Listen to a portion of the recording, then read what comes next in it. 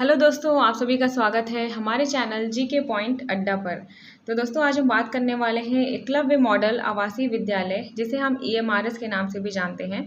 तो वो जल्द ही यहाँ पे टीजीटी, पीजीटी, प्रिंसिपल आदि पदों पे यहाँ भर्ती निकालने जा रहा है। ठीक है, ये फॉर्म आपको जल्द ही देखने को मिलेंगे। तो फिर जो भी बच्चे यहाँ पे ईएमआरएस के बारे में जानना चाहते हैं, उनका डिटेल कि आखिर ये ईएमआरएस विद्यालय क्या होते हैं, यहाँ पे कौन कौन सी पोस्ट आती है, इसकी एलिजिबिलिटी क्राइटेरिया क्या होती है, एग्ज़ाम पैटर्न क्या है, सिलेक्शन प्रोसेस क्या होगा, और साथ में जो एप्लीकेशन फ़ी है वो क्या रहने वाली है, और सैलरी क्या है, यानी जिसके कारण हम यहाँ पे फॉर्म अप्लाई करते हैं तो काफ़ी ज़्यादा हैंडसम सैलरी आपको यहाँ पे मिलने वाली है। और साथ में हम यहाँ पे आप देख सकते हैं इन सभी चीज़ों के बारे में चर्चा करेंगे। तो यहाँ पे आपको एक कंप्लीट यहाँ पे इन्फॉर्मेशन मिलने वाली है ईएमआरएस विद्यालय के बारे में। ठीक है, तो यहाँ पे वीडियो को स्किप बिल्कुल मत कीजिएगा। चैनल पर नया है तो चैनल को सब्सक्राइब कर लीजिएगा, और साथ में अगर वीडियो पसंद आती है तो वीडियो को लाइक और शेयर कर दीजिएगा। ठीक है, तो चलिए वीडियो को शुरू करते हैं। तो दोस्तों ईएमआरएस का फुल फॉर्म होता है एकलव्य मॉडल रेजिडेंशियल स्कूल, जिसकी स्थापना 1997-1998 में की गई थी। और बता दें कि ये स्कूल खास तौर पे जो पिछड़ी जाति के जो छात्र होते हैं, खासकर एसटी कैटेगरी के यानी आदिवासी क्षेत्र से आने वाले बच्चे, तो उनके लिए ये स्कूल बनाए जाते हैं ताकि उन्हें यहाँ पे पढ़ाई के काफ़ी ज़्यादा अच्छे अवसर प्रदान किए जा सकें। और यहाँ से पढ़ाई नहीं होती है बल्कि बच्चों का जो ओवरऑल डेवलपमेंट है उस पे ज़्यादा फोकस किया जाता है। ठीक है, तो बहुत ही अच्छे ये विद्यालय होते हैं, यहाँ पे हर फैसिलिटी उनको प्रोवाइड की जाती है। ठीक है, और समय समय पे यहाँ पे आपको टीचिंग और नॉन टीचिंग पोस्ट पे यहाँ पे भर्तियाँ देखने को मिलती रहती हैं।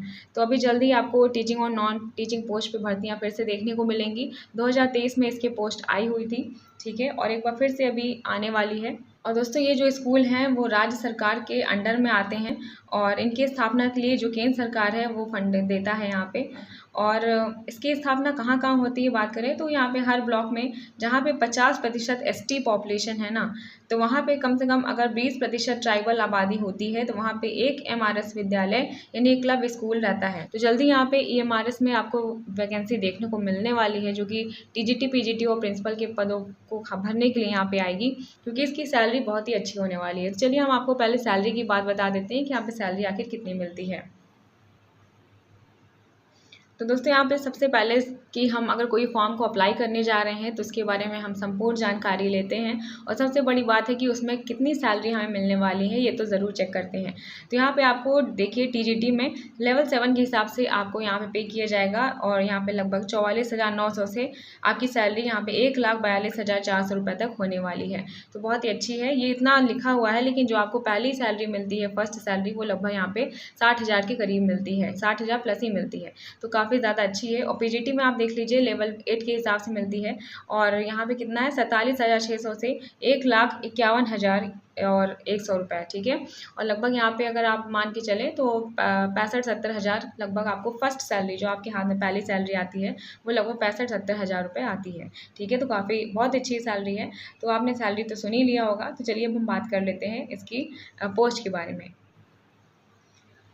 तो दोस्तों यहाँ पे टीचिंग और नॉन टीचिंग पोस्ट दोनों आती है, लेकिन आज हम यहाँ पे टीचिंग पोस्ट को कवर करने वाले हैं, जहाँ पे principal, vice principal, TGT, PGT की भर्तियाँ आपको देखने को मिलती हैं। तो यहाँ पे प्रिंसिपल की बात करें तो एलिजिबिलिटी क्राइटेरिया क्या रहने वाला है, तो यहाँ पे आपका मास्टर डिग्री मांगता है, इसके साथ ही आपका बीएड होना जरूरी है, और इसके साथ ही यहाँ पे एक्सपीरियंस भी मांगता है। यानी कि लिखा है candidate must have at least 12 year of combined experience as vice principal, PGT और टीजीटी। ठीक है, with a minimum of 4 year as PGT and above. यानी यहाँ पे आपका लगभग 12 साल का एक्सपीरियंस मांगा है, वो चाहे तो वाइस प्रिंसिपल, टीजीटी, पीजीटी सबको मिला करके है। मिनिमम एक्सपीरियंस जो है वो 4 साल का आपका पीजीटी का जो एक्सपीरियंस है वो तो होना ही चाहिए। ठीक है, तो यहाँ पे प्रिंसिपल की पोस्ट में एक्सपीरियंस भी मांगा है, ये बात आप ध्यान में रखिएगा। ठीक है, तो चलिए टीजीटी में देख लेते हैं। तो यहाँ पे टीजीटी के लिए आपका bachelor degree in relevant subject यानी कि आपका जो ग्रेजुएशन है वो होना ज़रूरी है, और इसके साथ ही आपका बीएड कंप्लीट होना चाहिए। बीएड और इक्विवेलेंट टीचिंग सर्टिफिकेशन यानी बीएड कंप्लीट होने चाहिए, या फिर इसके अलावा जो इंटीग्रेटेड बीएड होता है 4 साल का, वो अगर आपके पास है तो यहाँ पे आपको बीएड की आवश्यकता नहीं है। और इसके साथ साथ आपका सीटेट पेपर 2 क्वालिफाई होना चाहिए। ठीक है, तभी आप यहाँ पे टीजीटी के पद पर आप फॉर्म अप्लाई कर सकते हैं। पीजीटी की बात करें तो यहाँ पे आपका मास्टर डिग्री कंप्लीट होना चाहिए, और ध्यान रखिएगा यहाँ पे ग्रेजुएशन हो या पोस्ट ग्रेजुएशन हो, सब में आपका 50% मार्क्स ज़रूरी है। ठीक है, तभी आप यहाँ पे पोस्ट के लिए अप्लाई कर पाएंगे। अगर आपका 50% से एक पॉइंट भी कम है तो आप यहाँ पे फॉर्म भरने से चूक जाएंगे, ये बात ध्यान में रखिएगा, ठीक है। तो पीजीटी के लिए यहाँ पे आपका मास्टर डिग्री होना चाहिए, इसके साथ ही आपका बीएड डिग्री आपके पास होनी चाहिए, या जो 4 साल का इंटीग्रेटेड कोर्स होता है, ठीक है, यानी कि बीए बीएड बीएससी बीएड जो लोग करते हैं, तो अगर आपके पास वो है तो यहाँ पे बीएड की कोई ज़रूरत नहीं है। यहाँ पे सीटेट पेपर 2 नहीं मांगता है, आप ये बात ध्यान में दीजिएगा। तो यहाँ पे आपने एलिजिबिलिटी क्राइटेरिया को देख लिया है, तो चलिए अब एग्ज़ाम पैटर्न की बात कर लेते हैं। तो दोस्तों एग्ज़ाम पैटर्न की बात करें तो पहले टीजीटी पोस्ट के लिए एग्ज़ाम पैटर्न हम देख लेते हैं। तो यहाँ पे आपका जनरल अवेयरनेस पूछा जाता है 10 नंबर का, ठीक है, और जो कि 10 मार्क्स का रहता है। इसके साथ ही रीजनिंग एबिलिटी 10 नंबर की पूछी जाती है, तो 10 क्वेश्चन आपसे पूछे जाएंगे जो कि 10 मार्क्स के होंगे। इसके अलावा नॉलेज ऑफ आईसीटी ये भी 10 क्वेश्चन, टीचिंग एप्टीट्यूड के 10 क्वेश्चन आपको देखने को मिलेंगे, ये सभी 10-10 मार्क्स के ही हैं। इसके अलावा डोमेन नॉलेज आपसे पूछा जाता है, यानी कि जो आपका सब्जेक्ट स्पेसिफिक है वो आपसे क्वेश्चन पूछे जाएंगे, तो 80 क्वेश्चन आपको देखने को मिलेगा, ठीक है। और इन 80 क्वेश्चन में आपका सब्जेक्ट भी रहेगा और साथ में आपका जो है सब्जेक्ट के साथ साथ जो सब्जेक्ट की पेडागोजी होती है वो भी पूछी जाएगी, ठीक है। तो 80 क्वेश्चन यहाँ से आपको देखने को मिल जाएंगे। तो टोटल आपका यहाँ पे 120 क्वेश्चन हो गया, 120 मार्क्स का। इसके अलावा यहाँ पे आपका लैंग्वेज एप्टीट्यूड टेस्ट लिया जाता है, यानी आपकी लैंग्वेज देखने के लिए। तो यहाँ पे आपको 3 लैंग्वेज सेलेक्ट करना होगा, तो पहली तो आपकी हिंदी रहेगी, दूसरी इंग्लिश रहेगी और तीसरी जो है आप अपनी रीजनल लैंग्वेज सेलेक्ट करेंगे, जो भी, जैसे कि आप गुजरात के रहने वाले हैं तो आप गुजराती अपना चुनेंगे, ठीक है। अब जो लोग संस्कृत वाले हैं तो संस्कृत चुनेंगे, तो ऐसे करके आपको एक अलग से लैंग्वेज चुननी होती है। तो टोटल 3 लैंग्वेज आप सेलेक्ट करेंगे, तो उनसे जो है यहाँ पे आपको 30 क्वेश्चन पूछे जाएंगे, यानी 10-10 तीनों लैंग्वेज से 10 क्वेश्चन आपको मिलेंगे। तो 30 क्वेश्चन हो गए 30 मार्क्स के, ठीक है। और ड्यूरेशन ऑफ देख लीजिए टेस्ट क्या हो रहने वाला है, तो आपको 3 घंटे का समय मिलेगा पूरे पेपर को सॉल्व करने के लिए। तो दोस्तों ये रहा टीजीटी का एग्ज़ाम पैटर्न। तो चलिए पीजीटी की बात कर लेते हैं। तो दोस्तों पीजीटी का भी एग्ज़ाम पैटर्न एकदम टीजीटी की ही तरह है, बस थोड़ा सा अंतर ये है, यहाँ पे आप देखेंगे तो जनरल अवेयरनेस के 10 क्वेश्चन पूछे जाते हैं 10 मार्क्स के, और रीजनिंग एबिलिटी के 20 क्वेश्चन है 20 मार्क्स के। तो ध्यान दीजिएगा कि यहाँ पे जो रीजनिंग एबिलिटी है वो यहाँ 20 मार्क्स की हो जाती है पीजीटी में, जो कि टीजीटी में 10 मार्क्स की थी। इसके अलावा नॉलेज ऑफ आईसीटी वही है 10 क्वेश्चन 10 मार्क्स का, टीचिंग एप्टीट्यूड 10 क्वेश्चन 10 मार्क्स के, और नॉलेज डोमेन की बात करें तो यहाँ पे आपके यहाँ भी 80 क्वेश्चन रहेंगे 80 मार्क्स के, लेकिन यहाँ पे 70 तो आपका सब्जेक्ट स्पेसिफिक होगा, 5 नंबर की आपकी जो सब्जेक्ट से रिलेटेड पेडागोजी होती है वो रहेगी, ठीक है। और इसके साथ साथ एनईपी 2020 के जो क्वेश्चन होते हैं सब्जेक्ट रिलेटेड वो पूछे जाएंगे। तो टोटल मिला के 80 क्वेश्चन है, 80 मार्क्स का रहेगा, ठीक है। तो ये हो गया 130 क्वेश्चन 130 मार्क्स के। इसके अलावा आपका लैंग्वेज एप्टीट्यूड टेस्ट में टीजीटी में आपको 3 लैंग्वेज सेलेक्ट करनी होती है, लेकिन पीजीटी में सिर्फ 2 लैंग्वेज आपको सेलेक्ट करनी होगी, जो कि आपका हिंदी और इंग्लिश हो सकती है, ठीक है। तो वहाँ से आपको 20 क्वेश्चन देखने को मिलेंगे 20 मार्क्स के। तो दोस्तों यहाँ पे आपका बाकी सेक्शन में चाहे जितने भी अच्छे मार्क्स आ जाएं, लेकिन अगर आप लैंग्वेज क्वालिफाई नहीं कर पाएंगे तो आपका पेपर चेक नहीं किया जाएगा। इसलिए जैसे आपने हिंदी और इंग्लिश चुना है तो हिंदी से 10 क्वेश्चन देखने को मिलेगा और इंग्लिश से 10 क्वेश्चन देखने को मिलेगा। तो आपको 10 में से 4 क्वेश्चन हिंदी में और 10 में से 4 क्वेश्चन इंग्लिश में, ये तो क्वालिफाई करना मस्ट है, यानी इतने तो सही होने चाहिए, मिनिमम है, आप मैक्सिमम तो 10 सही कर ही सकते हैं, ठीक है। तभी आपका यहाँ पे पेपर चेक होगा, और ये आपका टीजीटी और पीजीटी दोनों में है, ठीक है, कि लैंग्वेज वाला पोर्शन क्वालिफाई करना मस्ट है, ये बात ध्यान में दीजिएगा। और यहाँ जो ड्यूरेशन ऑफ द टेस्ट है वो भी 3 घंटे की है, तो 3 घंटे का आपका एग्ज़ाम यहाँ भी होने वाला है। तो आई होप कि आपको यहाँ का एग्ज़ाम पैटर्न समझ में आ गया होगा। तो चलिए हम आगे की बात करते हैं कि आखिर इसका सिलेक्शन प्रोसेस कैसे रहने वाला है। तो दोस्तों सिलेक्शन प्रोसेस के पहले हम जान लेते हैं कि क्या यहाँ पे नेगेटिव मार्किंग रहेगी या फिर नहीं। जी हाँ दोस्तों, यहाँ पे नेगेटिव मार्किंग आपकी रहने वाली है, और हम आपको बता दें कि यहाँ पे अगर आप एक क्वेश्चन सही करते हैं तो आपको 1 नंबर दिए जाएंगे, ठीक है, हर राइट आंसर पे। वहीं पे अगर आप एक क्वेश्चन गलत कर देते हैं तो 0.25 की यहाँ पे नेगेटिव मार्किंग रहने वाली है। इसका मतलब मान लीजिए अगर आपने एक क्वेश्चन सही किया तो आपको 1 नंबर मिल जाएंगे, लेकिन अगर आपने 4 क्वेश्चन गलत कर दिया तो वही 1 नंबर जो आपको मिले थे वो यहाँ पे माइनस हो जाएगा। ये बात आप ध्यान दीजिएगा, ठीक है। सिलेक्शन प्रोसेस की बात करें तो यहाँ पे आपका रिटन एग्जाम होता है, ये वाला आप लेवल क्लियर कर लेते हैं। इसके बाद जो है आपका डॉक्यूमेंट वेरिफिकेशन होता है, ठीक है, फिर मेरिट बनती है और आपको फिर सिलेक्शन दिया जाता है मेरिट के बेसिस पे।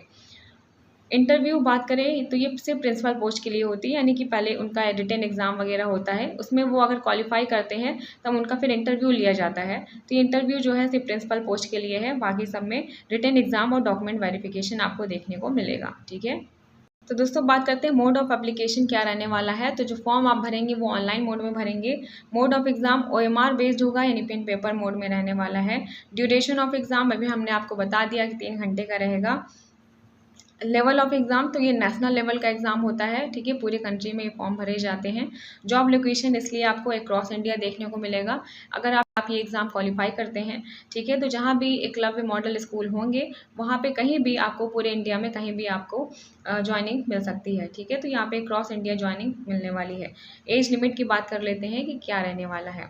तो अगर आप टीजीटी पोस्ट के लिए अप्लाई कर रहे हैं तो आपकी एज 35 साल से अधिक नहीं होनी चाहिए। हॉस्टल वार्डन के लिए नॉट एक्सीडिंग 35 ईयर्स। तो हम आपको बता दें यहाँ पे जो हॉस्टल वार्डन की पोस्ट है और लैब अटेंडेंट की है, ये नॉन टीचिंग पोस्ट रहने वाली है।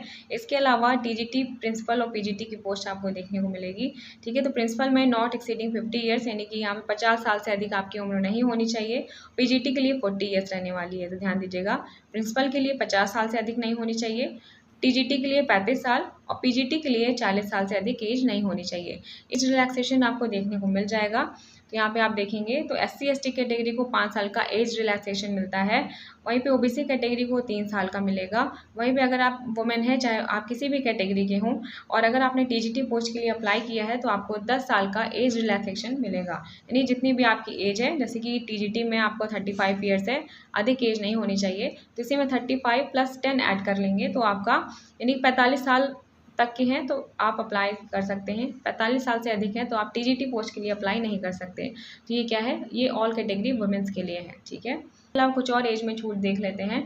तो ऐसे कैंडिडेट जो लगभग 3 साल से कॉन्टिन्यूअस सर्विस दे रहे हैं सेंट्रल गवर्नमेंट में, तो उनको 5 साल की छूट यहाँ पे देखने को मिल जाएगी।